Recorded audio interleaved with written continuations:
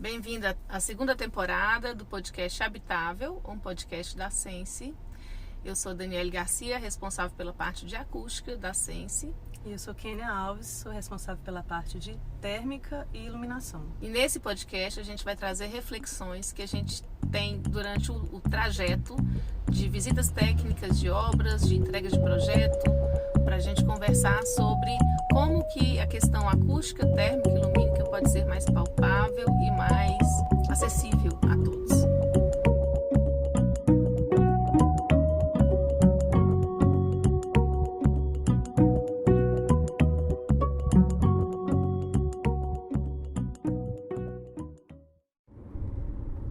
Olá, de volta aqui aos Reflexões de Trânsito. Hoje nós estamos na estrada e aí eu queria lançar uma pergunta antes de começar a falar. Vocês acham que porque vocês optam por morar em apartamentos, teoricamente vocês deveriam ser mais tolerantes a alguns tipos de ruído? Como, já que eu moro em apartamento, eu posso ouvir o barulho do meu vizinho de cima caminhando na minha cabeça? Qual é a sua opinião a respeito disso? Existem pessoas que são muito mais sensíveis que outras. E na minha experiência aqui com a acústica, eu percebo isso claramente, né? Então hoje nós temos a norma de desempenho, que é uma norma que ela aborda edificações residenciais, já falei várias vezes aqui sobre ela, e ela estipula qual que é o mínimo de desempenho que uma edificação tem que ter.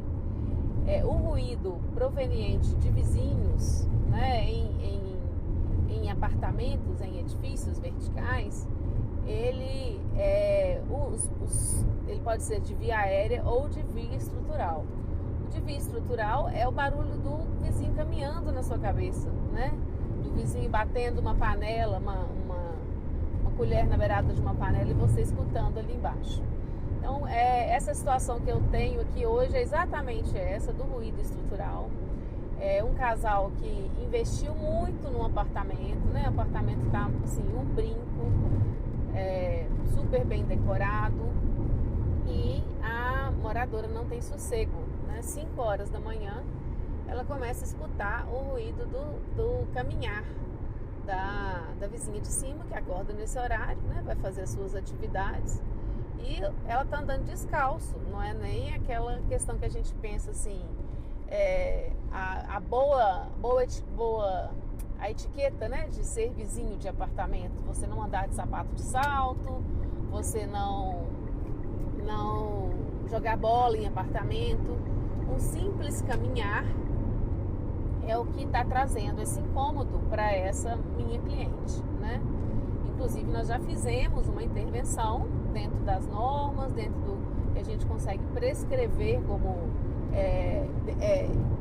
isolamento, né? Atenuação de ruído, de impacto, e é bem importante a gente dizer isso, né? Que é uma atenuação, que é um isolamento de 100% do ruído.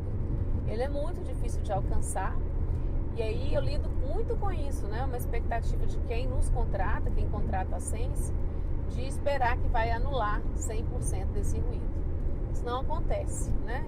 O objetivo do isolamento, da atenuação sonora, é fazer com que as suas atividades elas sobressaiam as atividades ao ruído que está vindo do exterior para o interior, né? Está vindo de outras atividades, ou seja, dos vizinhos, da rua, etc.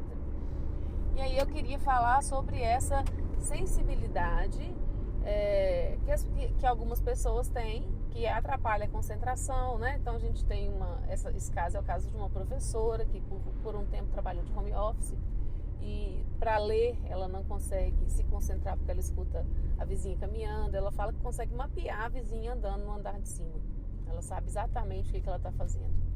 E se você fizer a medição, foi o que eu fiz hoje, ela vai dar dentro da norma de desempenho, né? Ela vai dar um padrão que é um ruído estrutural, que é um ruído grave. Então, tom, tom, tom. Vou até apresentar aqui o vídeo desse ruído.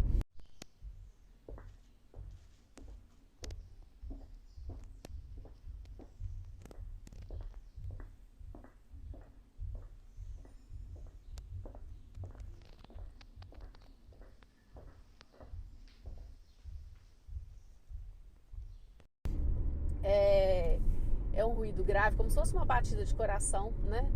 Mas que ele pode chegar em até 80 decibéis no andar de baixo. O ruído grave, normalmente, ele incomoda menos, porque os sons graves, eles têm uma percepção na nosso sistema auditivo um pouco menor. E aí, por isso, a gente liga um ar-condicionado, continua trabalhando e só percebe que aquele ar-condicionado fazia muito barulho, porque a gente, depois que desliga, né? Ou seja, aquele incômodo do ruído grave, ele não é tão grande quanto o mesmo, com o mesmo nível de pressão sonora, né? Os mesmos decibéis, né? Com o agudo. Por exemplo, se a gente tiver lá um barulho de uma panela de pressão, já que a gente está falando de coisas cotidianas, né? Do doméstico, um apito daquela válvula de panela de pressão, gerando o mesmo nível de pressão sonora, estando, você coloca lá o sonômetro e você está medindo o mesmo volume, ele vai incomodar muito mais do que um barulho de um ar-condicionado, né, constante do mesmo jeito, que é um ruído grave. Então, partindo desse princípio, o que a gente faz, né, o tratamento do ruído aéreo, do ruído estrutural faz, é mudar essa frequência, né? Mudar a frequência de percepção. Então, as mantas resilientes, elas mudam essa faixa de frequência. O som fica um pouco mais grave, mas não necessariamente ele deixa de ser percebido. Então, o ruído estrutural é um ruído de muito mais dificuldade em solucionar, né? A gente não consegue solucionar ele após a entrega de uma obra com uma facilidade muito grande. Nesse caso específico que eu vim aqui fazer essa medição pós intervenção, a vizinha incomodada, ela fez uma mudança no piso de cima, fez uma mudança no piso do apartamento superior para tentar atenuar. Ela continua ouvindo, é um ruído grave, é um ruído baixo, mas ela é hipersensível a isso. Então, construtores, né, pessoas que estão envolvidas com a construção civil, trazer conforto para os moradores tem a ver com essa qualidade de vida para a pessoa que vai habitar aquele lugar, né? Não é simplesmente atender uma norma. Só para vocês terem uma ideia, a norma brasileira ela é muito mais permissiva que a de outros países, né? Ela é talvez a mais permissiva do mundo, ou seja, é a que deixa chegar mais ruído no andar de baixo. O que está por trás disso? Existe uma cultura, você mora em apartamento, logo você vai poder ouvir o mesmo ruído, né?